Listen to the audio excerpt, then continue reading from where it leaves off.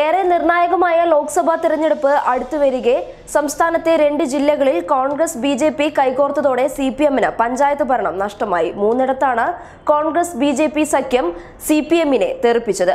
സംസ്ഥാന രാഷ്ട്രീയത്തിലും ദേശീയ രാഷ്ട്രീയത്തിലും ശത്രുക്കളായിരിക്കുന്നവർ താഴെത്തട്ടിൽ ഒരുമിച്ചത് തിരഞ്ഞെടുപ്പിൽ പ്രചരണായുധമാക്കാൻ ഒരുങ്ങിയിരിക്കുകയാണ് സിപിഎം.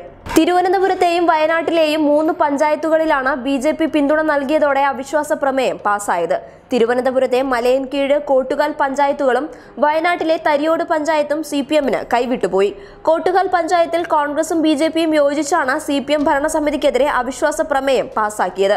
തൊട്ടു തലേ ദിവസം മലയൻകീഴ് പഞ്ചായത്തിലും സിപിഎമ്മിന് ഭരണം നഷ്ടപ്പെട്ടിരുന്നു. വയനാട്ടിലും സിപിഎം നേതൃത്വത്തിലുള്ള ഭരണസമിതിക്കെതിരെ UDF കൊണ്ടുവന്ന അവിശ്വാസ പ്രമേയം ബിജെപി പിന്തുണച്ചതോടെ സിപിഎം ഭരണസമിതി താഴെപ്പോയി.